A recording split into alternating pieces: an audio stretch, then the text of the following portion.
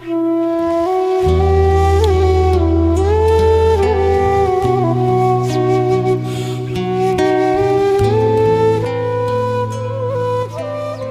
kembali lagi dengan Caki Salakai SMTK Cornelia. Dan di akhir-akhir ini saya selalu mengikuti media massa, dan di situ saya temukan bahwa ada persilangan pendapat antara para pendeta juga para murtadin. Sepertinya mereka mengucilkan para murtadin ya. Dan sebelum kita melanjutkan video ini, pemirsa jangan lupa like, subscribe, komen, dan juga share. Ya, Pak Felix, menurut saya hal ini perlu kita benahi agar jangan lagi ada dari pihak-pihak yang merasa tersinggung atau merasa dikucilkan. Tetapi sebelum itu saya harus bertanya kepada Pak Felix, apa itu pengertian dari murtadin, Pak?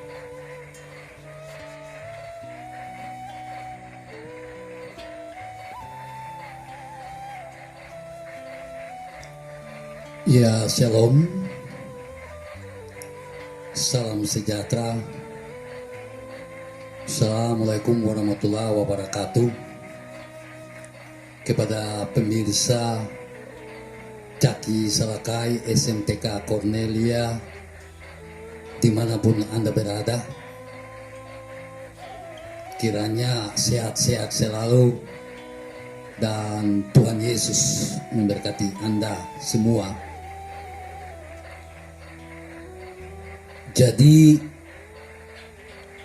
ya, mungkin saya sedikit mengoreksi yang tadi disampaikan oleh Pak Caki ya. Ini kata mengucilkan ya, sebetulnya bukan pengucilan ya, tetapi memang mungkin itu merupakan perasaan dari mereka yang disebut sebagai murtadin ya. Jadi itu koreksi saja. Masuk kepada pertanyaan Pak Caki tadi, apa itu murtadin ya. Jadi sebetulnya sederhananya begini, dari sisi istilah ya, murtadin itu kan ya sebetulnya satu sebutan yang dikenakan kepada orang yang terutama keluar dari agama Islam. Jadi sebetulnya ini sebutan dari Islam sendiri kepada orang yang meninggalkan Islam ya. Lebih jauh lagi, murtadin itu kan orang-orang yang dari sudut pandang Islam ya, itu sebetulnya menyangkali nikmat dari Allah ya. Implikasinya orang yang murtadin itu ya, berarti orang yang boleh dikatakan tidak mengenal Allah lagi ya, tidak lagi melaksanakan kewajiban-kewajiban di dalam Islam. Sebetulnya mereka sebetulnya ya sebagai orang kafir lah begitu. Ketika keluar dari Islam ya, sudah tidak Islam lagi, berarti kan orang yang kafir. Jadi murtadin itu ya, pengertian sederhananya itu seperti yang saya sampaikan. Yang berikut, oleh karena sebutan maupun penamaan seperti itu, maka sebenarnya mereka yang disebut murtadin ini, saya berpikir bahwa secara psikologi mereka malah bangga sebetulnya ya, menerima sebutan itu. Ya, saya ini murtadin ya. Katakanlah mereka menerima seperti itu, sebenarnya mereka bangga ya. Dan kata lain, dengan menerima penamaan atau penyebutan seperti itu, mereka malah menegaskan posisinya bahwa mereka tidak lagi di agama sebelumnya, ya. Jadi term atau terminologi ini pada akhirnya menjadi sesuatu yang positif bagi mereka sendiri. Bahwa mereka tidak lagi ya dalam keadaan yang lama atau hidup lama. Dengan kata lain, dengan menerima ya bahwa diri mereka adalah murtadin, sama saja dengan mereka menegaskan keadaan mereka bahwa mereka adalah orang-orang yang sudah lahir baru, begitu. Sudah meninggalkan yang lama, lama sudah berlalu. Sekarang yang baru. Jadi sebenarnya itu satu kebanggaan dan dengan demikian penegasan ya posisi mereka dan dinikmati sebagai sesuatu yang memang pantas mereka terima. Jadi dimaknai secara positif. Ya, saya kira untuk pengertian murtadin seperti itu. Ya silakan Pak Ari. Oke, dari penjelasan Bapak kan terkait murtad ini dari Islam pindah agama ke Kristen. Yang ingin saya tanyakan adalah Yesus yang menangkap murtadin atau murtadin yang ditangkap oleh Yesus. Kira-kira bagaimana menurut Bapak? Ya jadi ini kan istilahnya tangkap menangkap ini. Ya. Siapa yang menangkap siapa? Yesus yang menangkap murtadin ataukah sebaliknya murtadin yang menangkap Yesus? Ini sebetulnya pertanyaan logis. Dan kalau kita kaitkan ya dengan Alkitab, itu seperti ini. Yesus yang memilih murtadin ataukah murtadin yang memilih Yesus? Pernyataan Alkitab adalah bahwa bukan kamu yang memilih aku. Yesus katakan begitu ya. Tetapi aku yang memilih kamu. Kita teringat perjanjian lama. Jadi Israel itu seperti seorang anak yang digambarkan ya oleh Tuhan sendiri. Seperti seorang anak yang ya dibuang aja begitu. Telanjang ya. Tidak punya apa-apa. Allah yang memilih mereka. Mengangkat mereka sebagai anaknya. Jadi Israel pun disebut sebagai anak-anak Allah ya. Ini dalam konsep memilih. Jadi bukan Israel yang memilih Allah. Tetapi Allah sendiri yang memilih Israel. Ya. Jadi kembali apakah Allah terus dalam konteks ini Yesus yang memilih murtadin atau murtadin yang memilih Allah? Tadi kan Allah, Yesus memilih murtadin. Ya kan? Oke. Pertanyaannya apakah boleh kita katakan bahwa murtadin pun yang memilih Yesus atau menangkap Yesus tadi? Ya tergantung. Ini para murtadin ya. Katakanlah dalam pengalaman iman mereka. Kalau kita mau katakan misalnya dalam pengalaman keagamaan mereka, dalam pengalaman kehidupan mereka kan banyak pilihan, kan?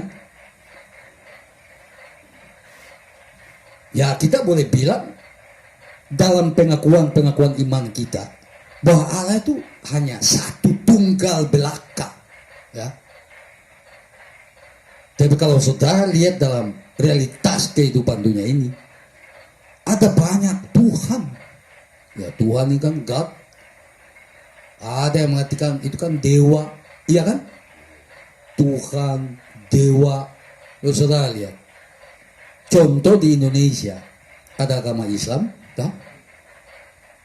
Ada agama Kristen, ya, ada agama Hindu, ada agama Buddha, tak? Kemudian ada agama Konghucu, dan akhir-akhir ini kan ada Yahudi sekalipun tidak terdaftar dengan tidak diakui ya dalam apa itu, termasuk dalam agama-agama yang diakui di Indonesia, misalnya Yahudi kan tidak diakui. Kemudian ada agama-agama tradisional atau agama-agama sebelum Islam dan Kristen, maksudnya agama-agama yang lain ini yang datang dari luar ini kan ada agama-agama setempat, agama-agama lokal kan.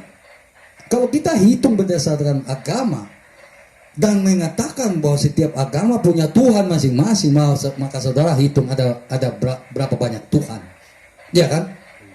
Iya kan? Nah. Katakanlah agama formal di Indonesia yang tua ini Hindu dan Buddha. Hindu saja punya dewa Brahma, toh? Dewa Siwa, dewa Wisnu, toh? Nah, Buddha kan punya nirwana, ya dia punya Tuhan apa sistem reinkarnasi, ya. Yang jelas ada eksistensi yang disembah sebagai Maha Kuasa, kan? Gitu. Kemudian Islam punya Allah Subhanahu wa taala, ya kan? Kristen dalam hal ini Protestan dan Katolik, ya. Itu punya Allah Tritunggal. Belum lagi ada aliran di Kristen yang the only one, yaitu the oneness, hanya satu, Yesus saja misalnya, iya kan? Nah, iya kan? Baru mulai tambah lagi dengan agama-agama lokal itu punya dewa sesembahan masing-masing. Mereka dalam tanda petik punya Tuhan, jadi banyak Tuhan, kan? Ini merupakan pilihan-pilihan dalam gumulan hidup dari mereka ini, para murtad ini. Mereka tentunya punya wawasan, punya pengetahuan mengenai keberadaan ini, agama-agama dengan masing-masing Tuhannya itu. Lalu mereka memilih Yesus, kan? Atau mereka memilih Allah Tritunggal, Bapa, Putra atau Anak, dan Roh Kudus. Dan yang ditonjolkan kan Yesus. Jadi itu juga dari sudut pandang ini kan mereka pun memilih Yesus. Bukan hanya Yesus yang memilih mereka, bukan hanya Yesus yang menangkap mereka, tapi mereka pun sebenarnya memilih menangkap Yesus dari antara sekian banyak Tuhan-Tuhan tadi. Iya kan? Nah, seperti itu. Jadi ya, kalau mau dibilang ya, mereka sangat bersyukur dan mereka sangat beruntung bahwa mereka jatuhkan pilihan yang tepat. Ini dari sudut pandang murtadin tadi, ya kan?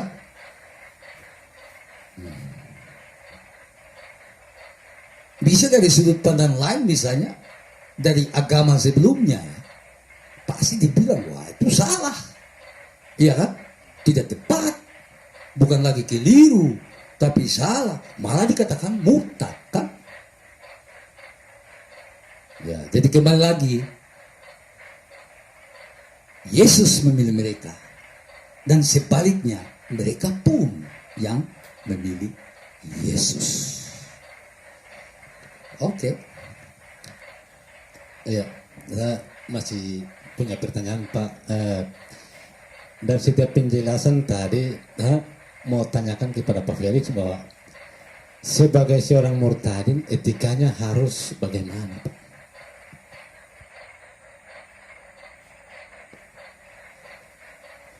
Ya, ini sangat penting. Dan menurut saya, kalau ini diterima sebagai nasihat, maka tolong diperhatikan. Ini soal etika, soal tutur kata baik atau tidak baik, benar atau tidak benar secara moral sebenarnya.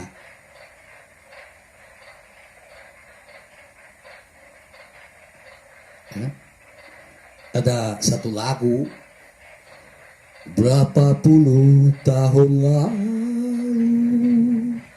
beta masih kecil, beta ingat tempo itu, show mama gendong-gendong beta sambil mama bakar sagu, mama menyanyi buju-buju, sio tete manis jaga beta pun mamae. Ya, itu bait pertama dari lagu itu, ya, seperti itu. Maksudnya apa? Begini, jangan pernah lupa lingkunganmu yang awal, ya. Sekali lagi, jangan pernah melupakan lingkungan dari mana engkau berasal sebelum menjadi seorang Kristen atau seorang murtadin. Ya.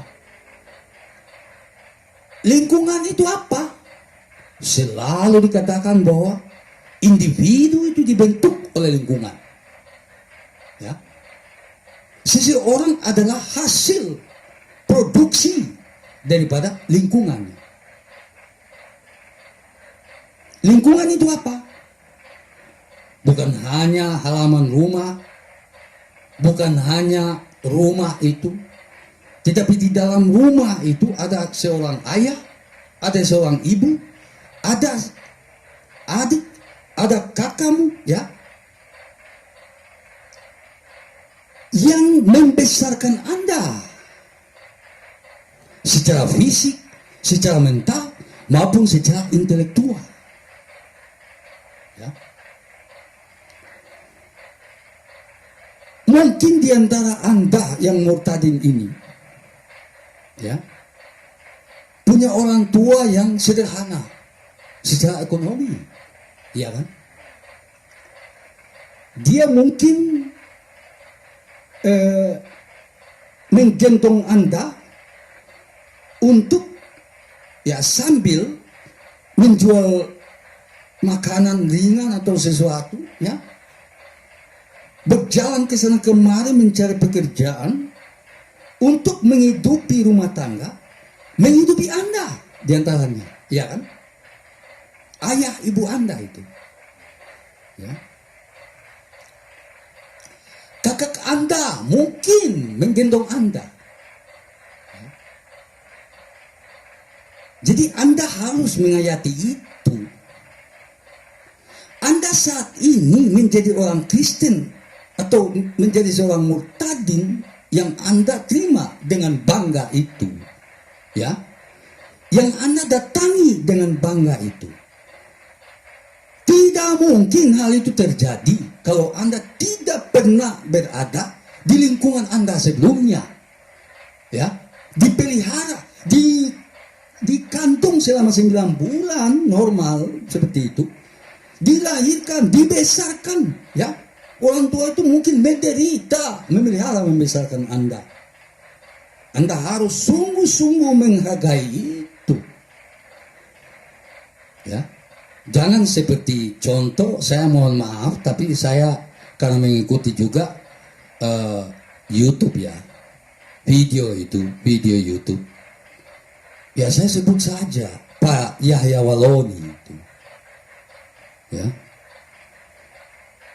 Di satu video itu dia katakan, dia bilang bapaknya kafir. Masuk, mati. Ya harus masuk Islam, kalau tidak mati masuk neraka. Lalu dia katakan, yang penting dia sudah kasih tahu, sehingga bapaknya mati masuk neraka pun, ya sudah. Ini kan mungkin dia menegaskan imannya. Menegaskan prinsipnya, benar. Jadi secara manusiawi, kok kayak tidak punya belas kasihan terhadap orang tuanya. Anda sebelum masuk surga, Anda ada di dunia ini dulu, dan orang tua Anda itu yang menderita, melahirkan dan membesarkan Anda. Karena mereka Anda ada di dunia ini, dan karena mereka ya yang Kristen, yang Anda bilang kafir itu, maka Anda sekarang Muslim, mungkin lebih sejahtera, lebih kaya raya dibandingkan ketika Anda di lingkungan Kristen. Ya. Jadi jangan ya, apalagi sampai memaki-maki. Ya, saya yakin bahwa tidak ada orang murtadin yang begitu. Tapi kalau ada kata-kata kasar, penuh makian, jangan pernah. Hargai itu lingkungan itu. Anda dari Islam, ya.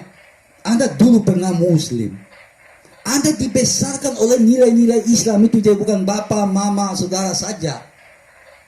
Tapi nilai-nilai Islam itu yang mendukung Anda. Di pundak Islam itu saat ini, Anda melompat dari pundak itu pindah ke Kristen. Hargailah Islam itu. Jangan coba-coba memaki. Jangan coba-coba menghina. Kenapa? Kalau Anda katakan bahwa Anda sudah lahir baru, Anda murtadin menerima itu, ya, menerima kata murtadin itu dengan bangga. Artinya Anda sekarang adalah orang Kristen, ya, dalam konteks ini. Yesus tidak pernah mengajari orang untuk apa? Orang yang berbuat jahat saya diampuni, apalagi mereka yang baik yang membesarkan Anda sampai Anda sekarang menjadi murtadin. Ya. Ini sangat penting. Jadi tadi lagu itu sengaja saya nyanyikan untuk mengingatkan agar supaya moralitas Anda itu harus serupa dengan moralitas Kristus. Memang kita mengikut Kristus ini kan tidak gampang. Jatuh bangun. Akan tetapi harus terus. Dan yang paling dijaga itu, karena Yesus tidak cacat, maka diusahakan agar supaya kita semua, secara khusus dalam hal ini, Anda yang murtadin, usahakan sebaik mungkin meneladani Kristus dalam hal moral. Ini amat sangat penting. Ya. Saya ingatkan sekali lagi, ya. Janganlah seperti yang terjadi, ya. Kalau sudah pindah ke A, B ini seolah-olah tiada artinya. Bila penuh dihina, seolah-olah, ya. Kalau dari A sudah ke B, yang A ini seolah-olah tiada artinya. Bila perlu harus dihina. Oh, tidak seperti itu. Ya.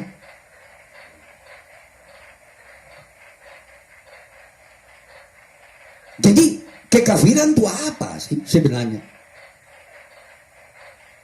Dalam kaitan ini, ya. Sebetulnya menurut saya yang kafir itu, ya, bukan orang di luar agama kita. Tetapi kita sendiri yang selalu menggunakan kata-kata yang tidak senonoh, yang tidak sepantasnya. Itu sebenarnya menunjukkan kekafiran kita.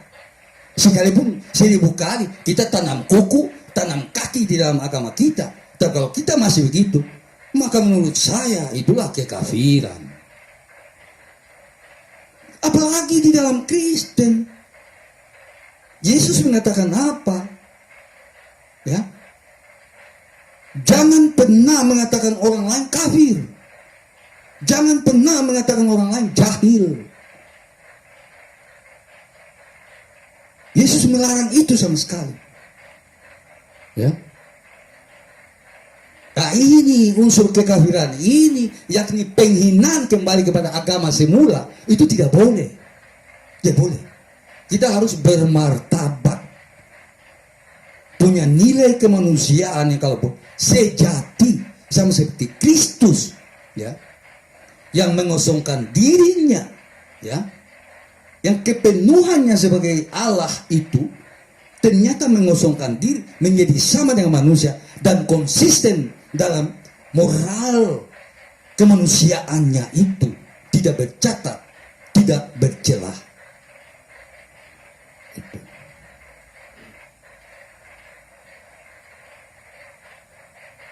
Jadi saya pikir apa ya, etika itu ya, itu yang terutama. Menurut saya yang paling utama itu, hal-hal lain itu nanti, tapi yang terutama karena Anda berpindah, Anda mengalami transformasi, ya. Ini sama dengan kupu-kupu, dia menyengkali dia punya diri kepompong yang awalnya ulat dulu, iya kan? Tanpa ulat bagaimana Anda mau jadi kepompong? Lalu tanpa kepompong bagaimana Anda mau menjadi kupu-kupu? Ya, ya boleh itu. Ya, ini saya ingatkan untuk semua pihak. Ya, jadi bisa juga ditarik, diterima maknanya oleh para mualaf itu.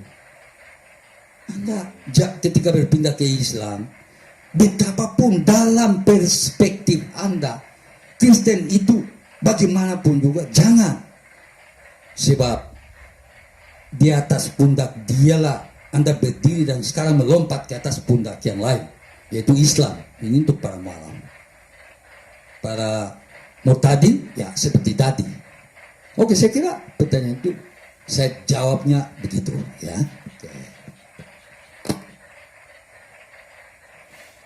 Oke, pertanyaan saya yang berikut kepada Bapak terkait apakah peningkatan pemahaman iman seorang murtadin setelah pindah dari Islam ke Kristen itu perlu atau tidak?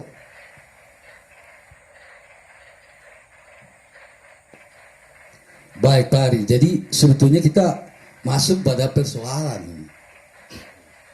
Tadi disinggung oleh Pak Caki di pendahuluan itu, bahwa ada semacam apa ya, silang pendapat ya, pertentangan sampai pada akhirnya ya seakan-akan para murtadin ini dikucilkan begitu ya.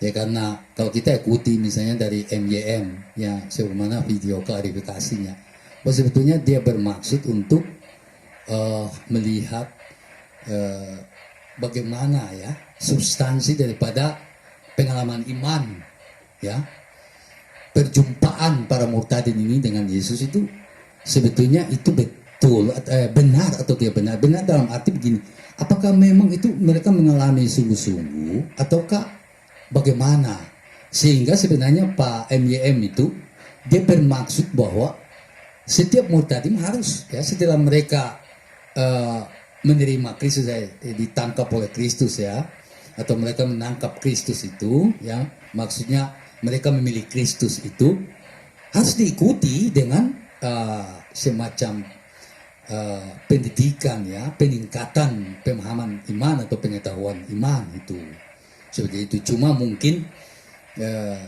kata-kata beliau ya agak ini sehingga mengakibatkan protes ya, terutama dari kalangan murtadin seperti itu.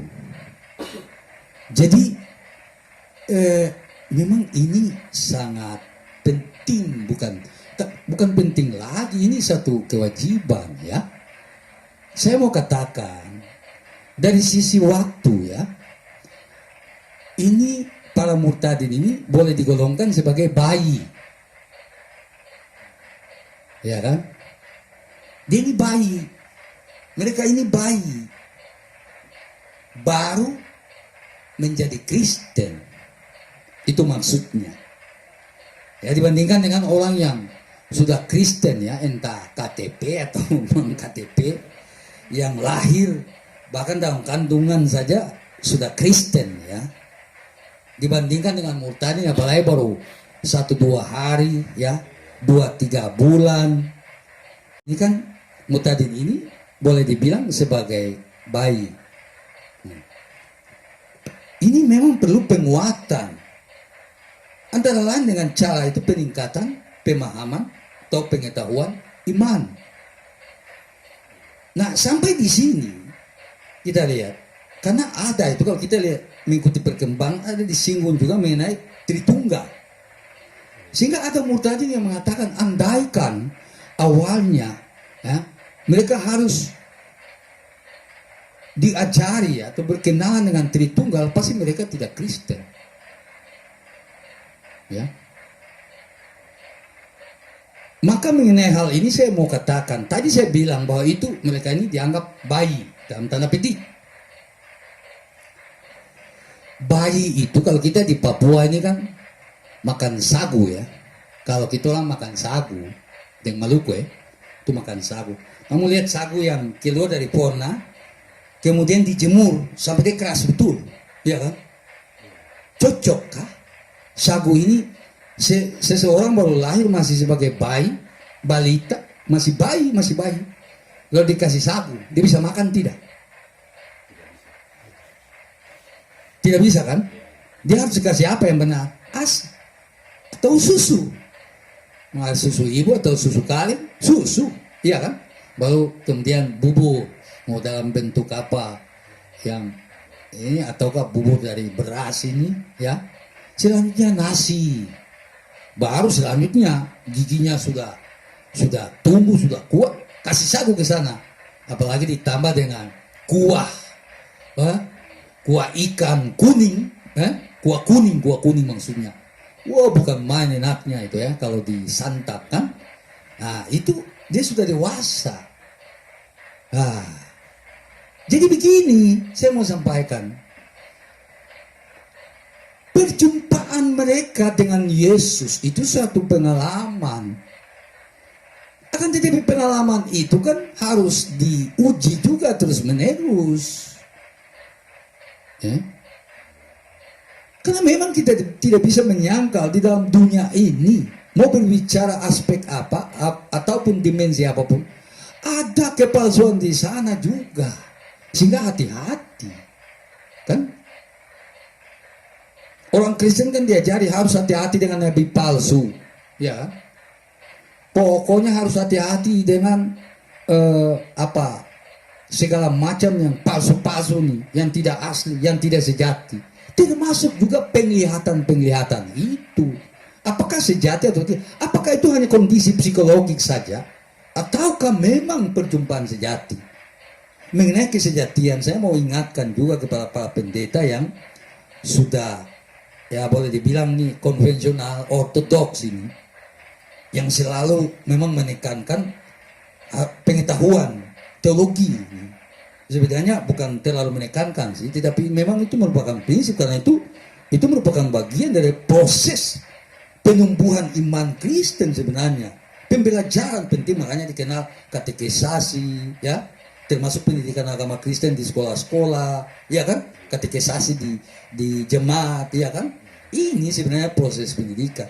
Cuma mengenai tadi saya mau bilang, ya, perjumpaan dengan Kristus itu, ya, ini ingat, Yesus itu kan dalam pengakuan iman Kristen, ya, kita sebagai orang Kristen kan, dia mati, dikuburkan, lalu bangkit, lalu menampakkan diri kepada murid-muridnya kan.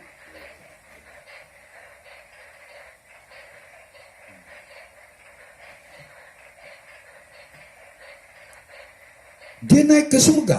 Kan sebelumnya dia janjikan Roh Kudus. Roh Kudus turun pada hari Pentakosta. Secara logis kalau dia mati, lalu bangkit, menyatakan dirinya, menampakkan dirinya kepada murid-muridnya pada zaman dia masih ada waktu itu di bumi, di Palestina sana. Apakah hal itu tidak bisa terjadi dengan orang-orang saat ini? Apakah harus penampakan itu hanya untuk orang Kristen saja yang sudah Kristen sejak di kandungan ibunya? Tidak bolehkah itu terjadi dengan mereka yang di luar daripada Kristen?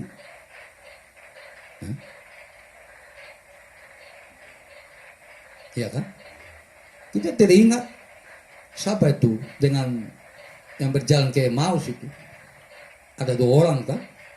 Kleopas kah dengan siapa? Iya kan? Entahlah mereka ini sudah mengikut Yesus sebelumnya sama, tapi mereka kan bukan 12 murid. Tapi Yesus menampakkan diri kepada mereka. Iya kan? Dia menampakkan diri kepada murid-murid juga di pantai itu. Yang waktu mereka menjala itu kan. Dia datang. Apakah itu bisa terjadi pada saat itu? Kalau dia pernah menampakkan diri pada waktu itu, maka pasti pada saat ini pun dia bisa menampakkan diri dan antara lain terhadap mereka yang murtadin tadi. Iya kan? Nah. Pertanyaannya kembali kepada soal susu dan sagu tadi. Maukah mereka kita kasih sagu dulu, dididik dulu? Kasih misalnya yang paling keras, saya anggap sagu itu seperti doktrin Allah Tritunggal. Karena itu sangat berat. Tidak banyak pendeta yang bisa mengkhotbahkan itu. Tidak banyak pendeta yang bisa menyampaikan itu secara sistematis. Tidak semua. Ya.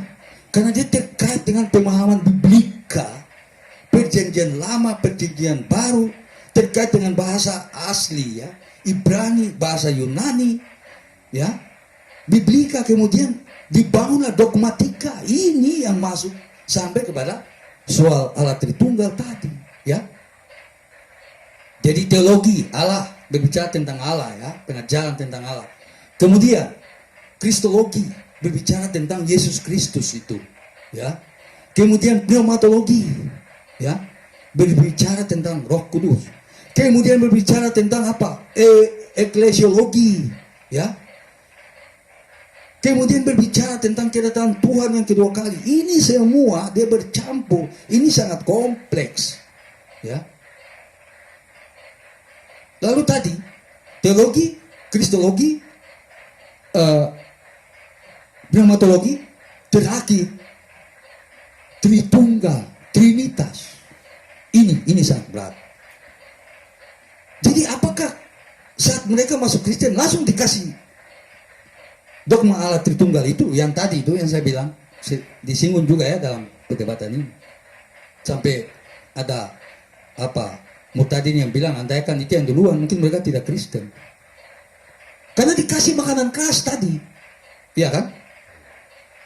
Maka pertumbuhan iman itu harus melalui satu pembimbingan yang bila perlu sistematis. Tapi harus mulai ambil dari pengalaman mereka tadi berjumpa dengan Yesus itu, lalu masuk, mulai pelan. Pengetahuan dasar Alkitab apa semuanya, bangun pelan sampai pada akhirnya ke itu doktrin Allah Tritunggal, berlanjut sampai pada soal kedatangan, Yesus yang kedua kali, hari-hari parusia, kedatangan dia itu, seperti itu. Sehingga awas,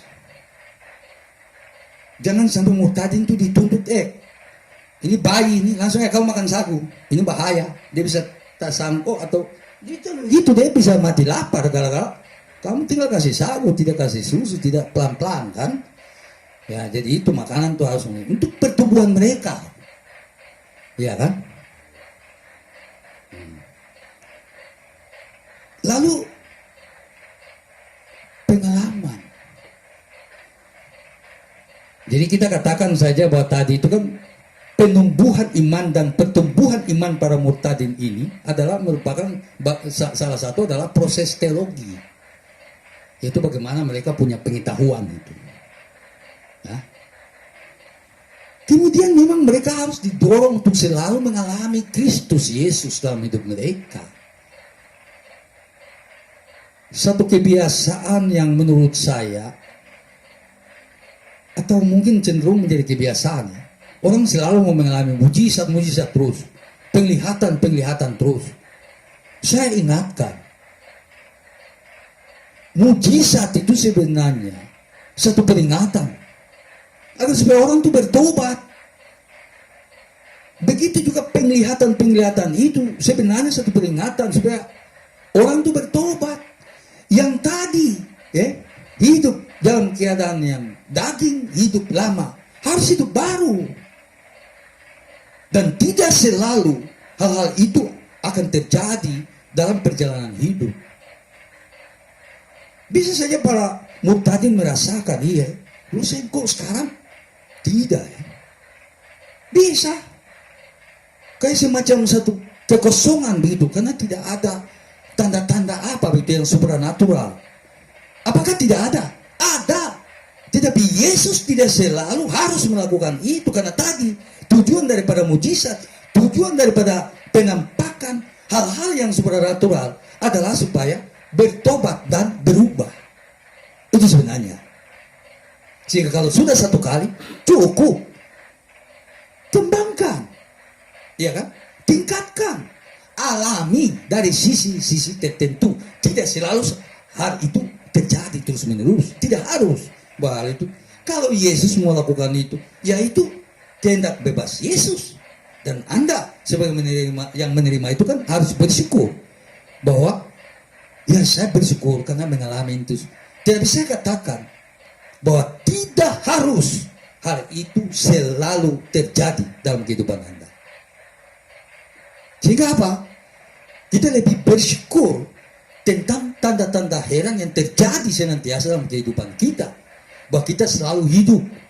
Ada kekurangan, tidak selalu ada pertolongan, ya kan? Ada kesusahan, tidak selalu ada bantuan, ya kan? Kita bisa tidur malam hari, bangun di pagi hari, diberikan kesegaran. Selalu kita ada di hari ini, kan? Saya bilang besok, tapi ketika besok saya tiba di besok matahari terbit, kan saya katakan pada besok itu kan hari ini. Selagi dikatakan hari ini, maka di situ sebenarnya kebesaran Tuhan Yesus Kristus itu nyata. Ya. Ini satu hal lagi saya mau sampaikan, bahwa pengalaman itu lebih besar daripada pengetahuan sadar. Pengetahuan sadar kita ini, kan ini fungsi otak kita berpikir kemudian ke rasa kita. Ini terkurung dalam tubuh kita, dalam diri kita saja. Sementara pengalaman hidup itu antara lain, ketika Anda tidur, Anda sedang mengalami atau tidak? Mengalami tidur. Kok tidak, bagaimana? Mengalami. Anda tidur itu pengalaman. Tapi ketika Anda tidur, pengetahuan sadar Anda kan tidak ada. Apakah Anda mau terus menerus berpikir tentang tidur Anda? Berarti Anda tidak tidur. Iya kan? Kalau kamu tidur, tapi kamu sementara berpikir tentang tidur, apakah kamu sungguh-sungguh tidur? Tidak kan? Yang benar kan Anda sementara berpikir kan, bukan tidur. Ya kan? Jadi pada saat tidur, pengetahuan sadar itu dia berhenti. Tapi Anda mengalami kehidupan, bahwa Anda hidup. Buktinya, esoknya Anda bangun. Jadi pengalaman itu tidak harus selalu semuanya 100% masuk dalam pengetahuan sadar kita. Bahkan tenggelam di alam bawah sadar. Kapan baru dia muncul lagi, bisa dalam bentuk mimpi. Iya kan? Anda punya pengetahuan sadar sebatas ini. Mencerap sesuatu dari luar. Anda mengolah dia. Iya. Tetapi fakta empiris itu jauh lebih luas. Di samping Anda sendiri yang berpikir, ada orang lain juga berpikir di samping Anda. Ada orang lain yang hidup. Anda lihat tumbuh-tumbuhan dia hidup. Hewan-hewan dia hidup. Planet bumi ini. Dan segala macam alam semesta. Ini pengalaman. Pengalaman selalu lebih besar daripada pengetahuan sadar. Maksudnya apa? Jangan pernah kita menjustifikasi satu pengalaman salah atau benar dulu. Harus diteliti pengalaman itu. Ini karena sudah masuk soal benar atau salah. Sesuatu yang dinyatakan benar atau salah harus melalui satu ketelitian dulu. Karena Anda memutuskan ini benar atau salah. Kalau Anda tidak memutuskan, tidak perlu meneliti.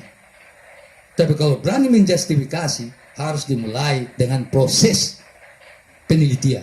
Meneliti dulu, teliti dulu. Jangan sampai mengatakan itu palsu, padahal sejati. Jangan sampai mengatakan itu sejati, padahal palsu. Ya, ya seperti itu.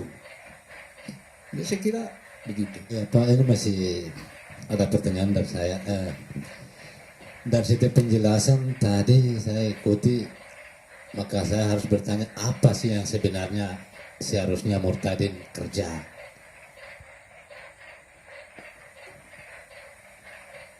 Ya, saya kira yang pertama itu ya melakukan pelayanan ya. Pelayanan. Ini satu hal lagi saya mau sampaikan.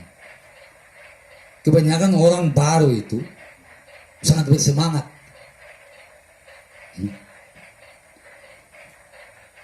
Ada yang mau cepat berkhotbah lah, memberitakan ini dalam berkhotbah lah. Sementara maaf, mungkin saja bangunan pemahaman teologinya masih kurang. Lalu pada akhirnya apa? Mencela orang lain, mencela agama lamanya. Kenapa dia tidak punya bahan? Jangan itu. Sedangkan di dalam Kristen yang sudah biasa saja, yang lahir, yang sejak lahir, bahkan dalam kandungan sudah Kristen saja. Ketika dia merasa ini, dia katanya, ini kalau dia pindah gereja, dia mulai mencela lagi gereja yang lama. Bicara bahwa di sana tidak ada Roh Kudus lah, di sini boleh ada Roh Kudus.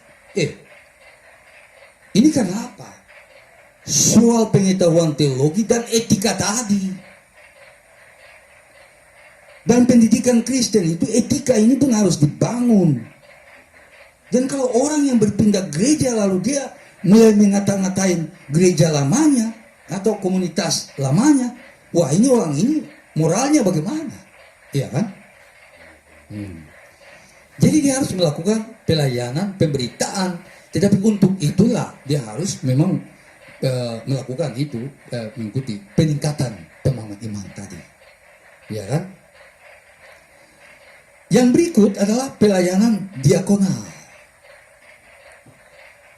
Jadi kalau saudara berkhotbah, saudara memberitakan Injil di panggung-panggung atau melalui video, melalui YouTube ya, menjadi YouTuber itu sangat baik. Apalagi dalam situasi COVID ini kan, orang hati-hati juga mau berjumpa muka dengan muka juga ya, hati-hati jangan sampai bisa terjadi sesuatu yang tidak diinginkan kan, penyakit dia menular atau virus dia menular.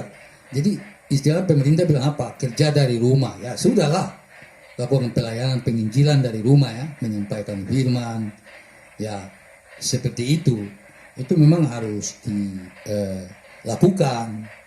Yang tadi saya bilang, karena itu perlu peningkatan ya, nah pertumbuhan iman tadi dalam pendidikan teologi Kristen ya, seperti itu. Tetapi ini harus melakukan pelayanan diakonal, yaitu atau charity ya, pelayanan kasih, pelayanan diakonal. Kalau Anda punya sesuatu, orang lain membutuhkan, sungguh-sungguh membutuhkan, Anda harus menolong mereka lah. Contoh dari perpuluhan, sisihkanlah, kasihlah ke mereka. Atau buat di gereja agar supaya itu bisa bermanfaat.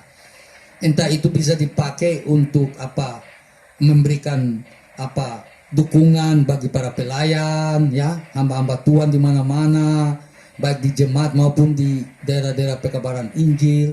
Tapi juga untuk pelayanan sosial ya, bisa dikasih kepada fakir, miskin, janda, duda, yatim piatu, orang-orang yang sulit ya.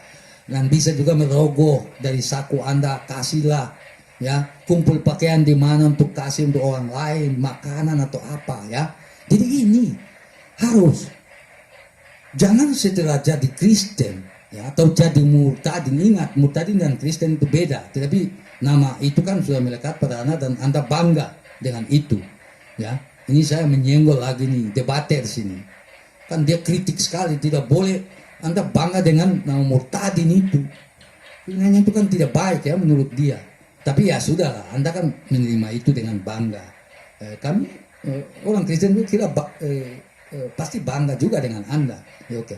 Jadi kalau sudah jadi murtadin, jangan hanya mau selalu mengajari orang, berkhotbah untuk orang, segala macam, tapi Anda sendiri tidak punya pelayanan kasih yang diwujudkan dalam bentuk nyata kepada orang dengan cara misalnya menyisihkan uang atau barang dikasih kepada orang lain.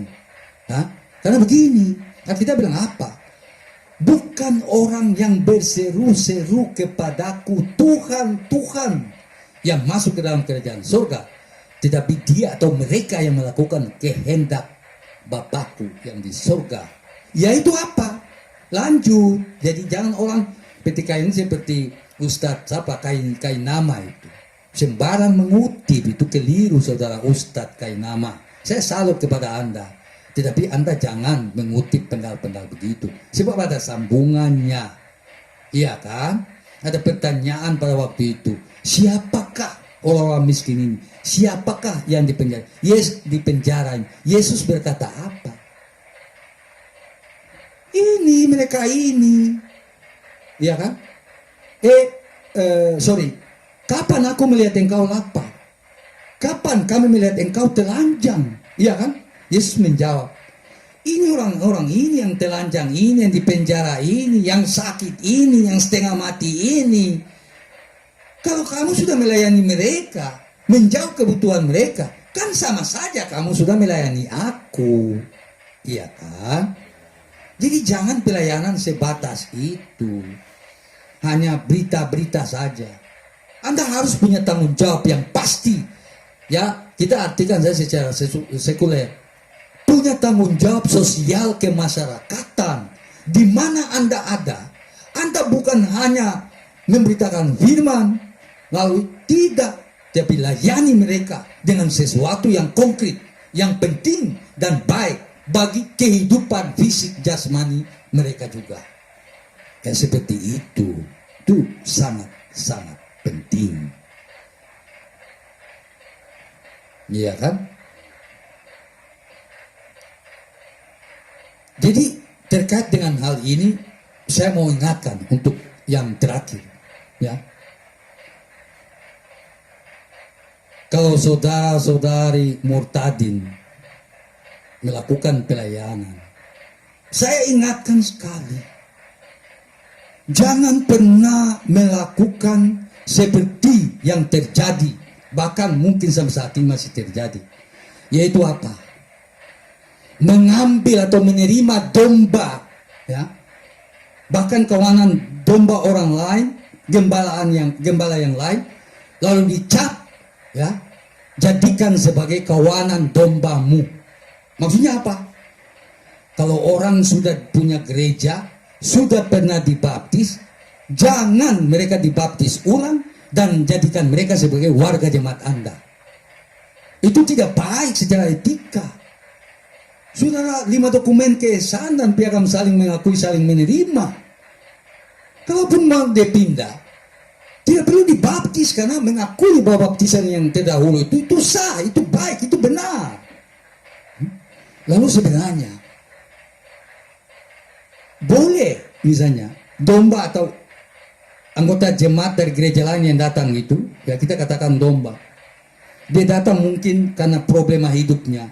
Dia minta bimbingan, ya, sehingga Anda membimbing dia, ya, menguatkan imannya, menumbuhkan kerohaniannya.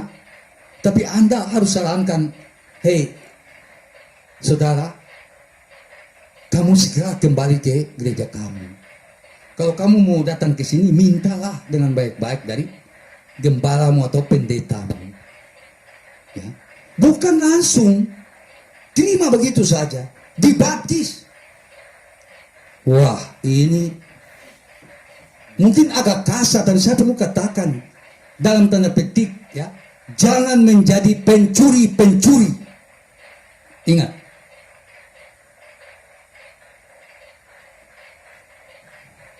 dulu saya pernah ingatkan juga, ya, para mereka yang apa itu, selalu suka membaptis orang, menginjili orang Kristen sendiri. lakukan penginjilan terhadap orang Kristen di sini, bawa mereka lalu dibaptis. Saya pernah mengingatkan secara keras, Anda jangan menjadi pencuri. Setiap kali di mimbar berkhotbah jangan mencuri. Maksudnya membaca 10 hukum atau ringkasannya, kasihilah Tuhan Allahmu, kasih sama manusia. Artinya di dalamnya kan jangan mencuri. Tapi selalu melakukan pencurian dalam tanda petik. Pesawat ulang alik yang begitu mahal, kalau mau terbakar sudah perlu para astronot ya, yang menumpanginya. Kalau selamat ya lebih baik selamat. Pesawat yang triliunan rupiah itu terbakar hangus pun tidak masalah. Yang penting manusia yang selamat. Jiwa harus selamat. Kok yang dicuri ini jiwa yang ledak dan juga harganya ya. Pesawat luar angkasa saja tidak seharga itu, manusia kan tak ada nilai harganya. Kok dicuri? Ini satu hal yang saya perlu ingatkan, demi kebaikan, tata tertib, keteraturan hidup persekutuan gereja-gereja ini, jangan melakukan itu. Gembalakan mereka atau membimbing mereka dengan baik dan kebalikan. Memang itu kebebasan domba tadi atau warga jemaat atau warga gereja tadi untuk memilih, betul. Tetapi selaku pimpinan yang diteladani, maka harus menaati asas juga aturan-aturan yang berlaku terhadap semua gereja atau denominasi gereja. Saya adalah warga Gereja Kristen Injili di Tanah Papua, GKI di Tanah Papua. Saya dulu diingatkan oleh seorang tua pendeta tua, seorang dosen ya di STT GKI ISKN Jayapura, untuk menjadi penjaga GKI. Makanya saya selalu ingatkan untuk begitu. Janganlah, tidak boleh. Carilah di tempat lain atau bagaimana. Tapi janganlah mengambil ya yang saya taruh dalam tanda petik mencuri dari sesama gereja atau denominasi gereja. Jadi sekali lagi saya ingatkan untuk pokok etika tadi, jangan pernah melupakan dan jangan pernah memaki-maki, menghina tempatmu dulu, dari mana engkau berasal, ya, manusianya, lingkungannya, sistem keagamaannya. Berlaku sopan dan baik kepada mereka, karena Anda ada sampai pada saat ini selaku mutadin menjadi Kristen, bahkan mungkin bertumbuh secara lebih baik secara sosial ekonomi karena mereka itu ya lebih dahulu yang mendukung Anda. Demikian, terima kasih, shalom, salam sejahtera, assalamualaikum warahmatullahi wabarakatuh. Ya, terima kasih Pak Felix. Ya, pemirsa, mudah-mudahan ini bisa menjadi sebuah nasihat untuk kita semua. Kita akan jumpa di video-video berikutnya. Bye-bye.